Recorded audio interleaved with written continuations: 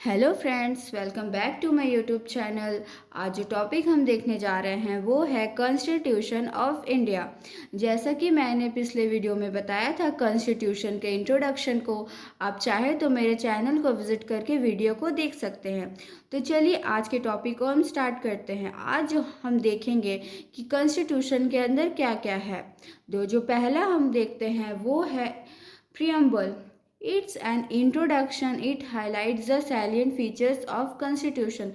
ये हमारे Constitution का इंट्रोडक्शन है और कुछ salient features को हाईलाइट करता है। जो दूसरा है वो है शेड्यूल। ये कुछ प्लान्स है जो हमारे कंट्री के शेड्यूल्स को डिस्क्राइब करते हैं। तीसरा है वो है पार्ट्स। प्रेजेंट में हमारे पास 25 पार्ट्स है और ये हमारे आर्टिकल्स को डिस्क्राइब करते हैं। तो दूसरा हम समझते हैं आर्टिकल्स। आर्टिकल्स कुछ ऐसे सेट्स हैं जो हमारे हमने कंट्री के इम्पॉर्टेंट पार्ट्स को कवर करते हैं कॉन्स्टिट्यूशन के अंदर। तो प्रेजेंट में हमारे पास 448 आर्टिकल्स है। और फ्रेंड्स, आप लोग ध्यान रखिएगा कि हमारे संविधान में कॉन्स्टिट्यूशनल अमेंडमेंट के तहत आर्टिकल्स को बढ़ाया जाता है।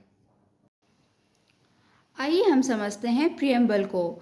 तो मैंने बताया था जैसे कि प्रियम्बल हमारे कॉन्स्टिट्यूशन का इंट्रोडक्शन है।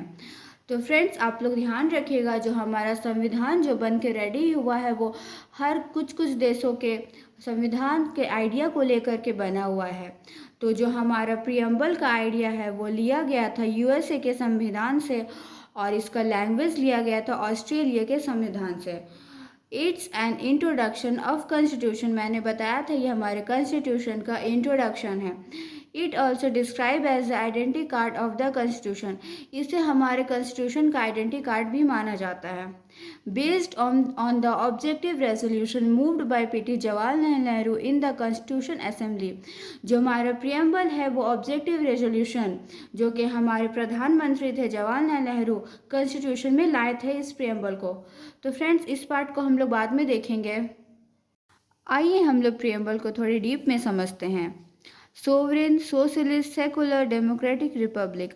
Sovereign, the state having its own authority and power. Sovereign declare करता है कि हमारे कंट्री के अंदर उसके खुद के ऑथोरिटी एंड पावर है। Socialist, equal distribution of resources in the society.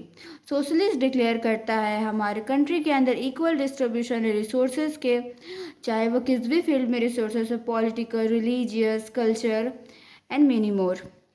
Secular, the citizen have the complete freedom to follow and practice any religion.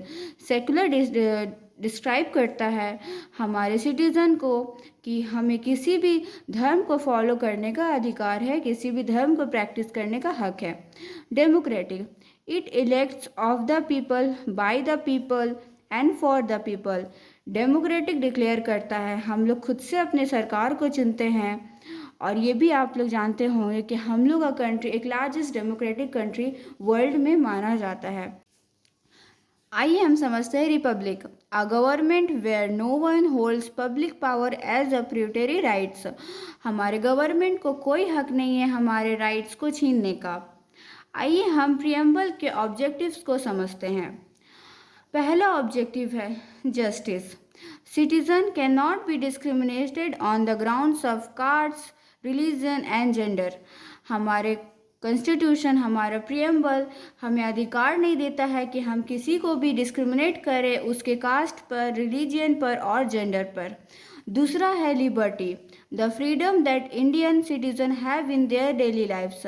Liberty हमें फ्रीडम देता है कि हमारे रोज़ के जो डेली राइट्स है वो हमसे कोई नहीं ले सकते। Equality, granting equal citizenship to all the members of the country. Equality के तहत हर सिटीजन्स को इस कंट्री में इक्वली ट्रीट किया जाएगा। आइए हम लास्ट ऑब्जेक्टिव को देखते हैं। A spirit of brotherhood among the people of the land. ये हमारे कंट्री के भाईचारे को बताता है। तो आई होप आप लोग को ऑब्जेक्टिव समझ में आए होंगे। तो चलिए हम लोग प्रियम्बल के कुछ इम्पॉर्टेंट पॉइंट्स को देखते हैं जो हमारे एग्ज़ाम पॉइंट ऑफ व्यू के लिए काफ़ी इम्पॉर्टेंट है। Socialist secular integrity added by 42nd constitutional amendment act. जो सोशलिस्ट सेकुलर और इंटीग्रिटी जैसे शब्द है हमारे प्रियम्बल में, उसे ऐड किया गया था 42nd कॉन्स्टिट्यूशनल एक्ट के तहत। और आप लोग फ्रेंड्स याद रखिएगा कि हमारा प्रियम्बल सिर्फ एक बार अमेंडमेंट इसका किया गया था, जो था 42nd कॉन्स्टिट्यूशनल अमेंडमेंट। दूसरा है प्रियम्बल वाज अडॉप्टेड ऑन 26 नवंबर 1949। इसे अडॉप्ट किया गया था 26 नवंबर 1949 को।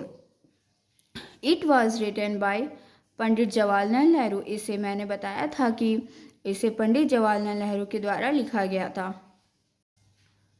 आइए हम कुछ और इम्पॉर्टेंट पॉइंट्स को देखते हैं। The idea of justice social economic और political was taken from Russian revolution. जो आइडिया था justice social economic and political का, वो लिया गया था रशियन रिवॉल्यूशन से। The idea of fraternity equality liberty was taken from French revolution.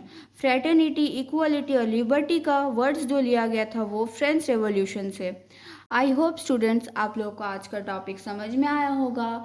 समझ में आया तो इस वीडियो को लाइक शेयर एंड कमेंट करें एंड चैनल को सब्सक्राइब करें। और कुछ डाउट रहे तो मुझे कमेंट सेक्शन में ज़रूर बताएं। Thank you.